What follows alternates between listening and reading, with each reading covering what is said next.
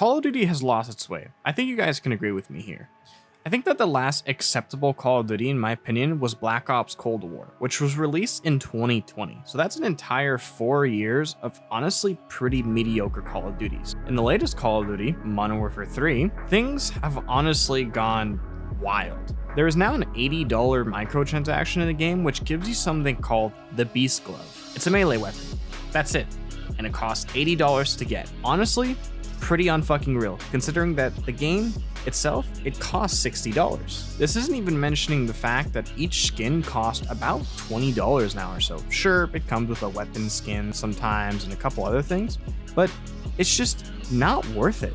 The game itself is already expensive enough, and now you're telling me that we have to pay $20 for each skin that we want, $80 for a weapon that's locked behind a paywall. It's become, honestly, terribly unacceptable. And this is without mentioning that Modern Warfare 3, the game that has all these stupid microtransactions, was supposed to be a DLC to Modern Warfare 2. This all happened when at some point in the development timeline, Activision had announced that they were no longer going to release an expansion, but a game. Around the same time, they changed their Steam listing on Steam from Call of Duty Modern Warfare 2 to Call of Duty. And what was originally the executable for Modern Warfare 2 has now become the Call of Duty Hub. So let's say you want to play Modern Warfare 2, well, you have to launch Warzone or Modern Warfare 3, and then launch Modern Warfare 2 from there. You have to launch another game to get to the game you own, which is my situation. I don't currently own Modern Warfare 3. I bought the game on launch. However, I refunded it because it was just Modern Warfare 2 with more guns. That's all it was. There was no new game. It was just a new campaign and new guns. To me, that's not enough. It's just simply not enough, and therefore I refunded it. I don't even play Modern Warfare 2 anymore because I have to go through that tedious step of opening a game I don't even personally own just to play the one that I do own. So I just went ahead and uninstalled it. I don't care about Call of Duty right now. They have done so many annoying things over the past 2 years. One of the best examples I can give is releasing Call of Duty Vanguard. What the fuck was that thing? I don't know if you guys know about this, but towards the end of the game cycle, they released a fucking laser weapon in a World War II environment game. What the hell were they thinking? Not to mention that the game was just straight up bad. It wasn't a good game. It was clearly rushed.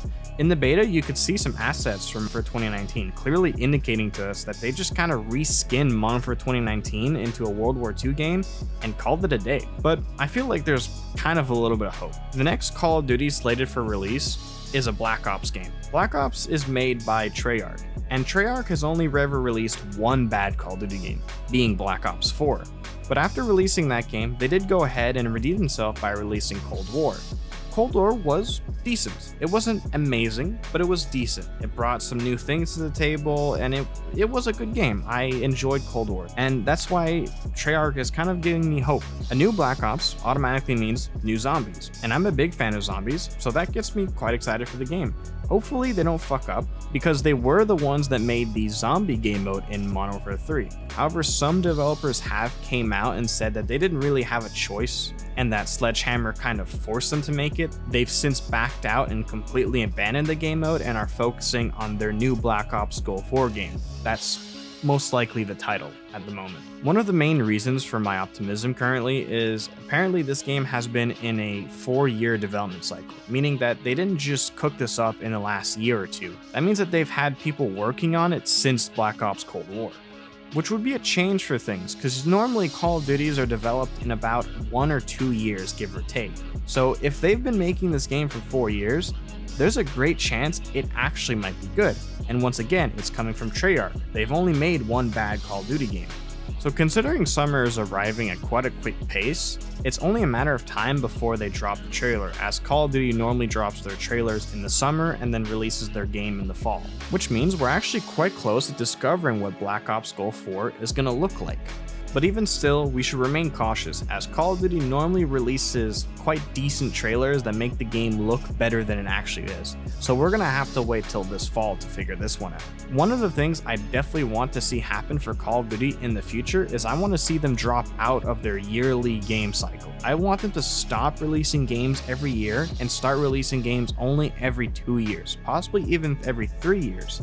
as this would give them time to develop their games so that their games actually feel more like they're trying to be games and not just a storefront designed to sell you microtransactions. And I'm quite afraid to say that if they keep launching mediocre games like this, it might be over for them. And hopefully this is something that the new Microsoft acquisition can fix, as this year's Call of Duty will officially be launching under the Microsoft umbrella. So what do you guys think? Do you think that this game is actually going to be decent? Do you think we're actually going to have a playable Call of Duty this year? Just let me know down in the comments below, and yeah, I'll catch you guys later.